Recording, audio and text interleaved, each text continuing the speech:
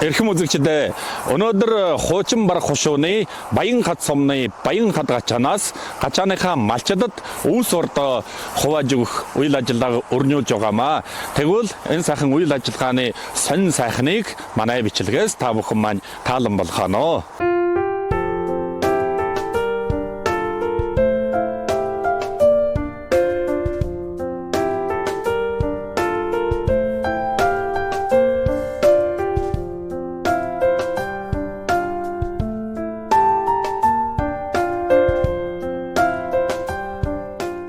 За өнөөдөр бол манай гачаа одоо нэг үрхэд бол 80 болд бордоо хуваадна. Тэгэд бол одоо өнөөдөр олон малчид иржээ. Их сайхан өдөр байна. Тэгээ малчид баярлж байна. Одоо энэ ангилгын өвлийн хүйтэн цагт 80 болд бордоо өгж яхад бас их сайн уушраа. Гачаа зөвлөдөө баярлж байна. Мөн ч нөгөө манай гачаан дарга одоо энэ хэдэн жил одоо их сайхан адил хийж малчин төмдөө орлогыг нэмэгдүүлж их сайхан байна.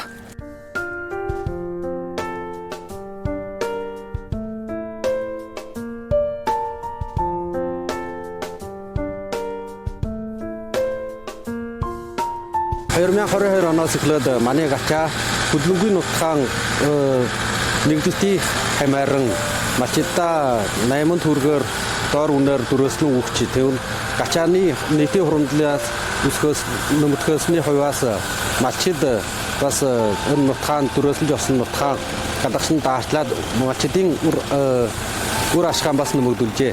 Тэгвэл одоо манай хөдөлгөөний нутгаан дөрөслснөөс гачааны нийтийн хуримтлалын жоос нэг жилдээ нийтийн хуримтлал 200 гаруй хүм олж байна. Тэгээд энэ жоосоор малчидыгаа өмөлгийн даатгалын гачаа нэгчээс нэгдэлтийг тушааж өгч байна.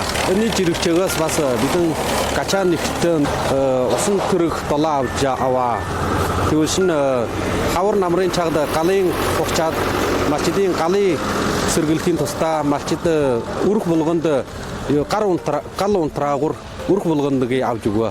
2024 оны 3 сард малчид гамшихаас болоод өвс бордоо туснаас гачаа нэгчээс өрх булганд нэг дүн тэжээл бордоо авч өгөө. Бүгд жоос нь 42 түм гарын төгрөгийн тэжээл бордоо аваад малчидаа үн төлөвөргүйгээр хувааж өгчээ. Баян хад гачаа дөр шатны жалаадлогоор гурвын хавруулах, гурвын нэг чагтчлах өөрчлөлтийг хэрэгжүүлжээ. Малчидын орлогын нэмэгдүүлсээр барах бас гачааны нийтийн орлогыг нэмэгдүүлсэн байна. Өнөө яг жилийн сүүлж болж байна. Гачаанаас 30 түмэн төгрөгийн бордоогийн малчидад үн төлбөрөөр өнөөдөр яг хувааж өгч байна. Нэг өрх 8 болт бордоо олно. Бас гачаанаас бас иймэрхүү нийтийн орлогыг манай малчидад хувааж өгөх юм аргаар бас малчидыг урамшуулж их баярлуулж байна.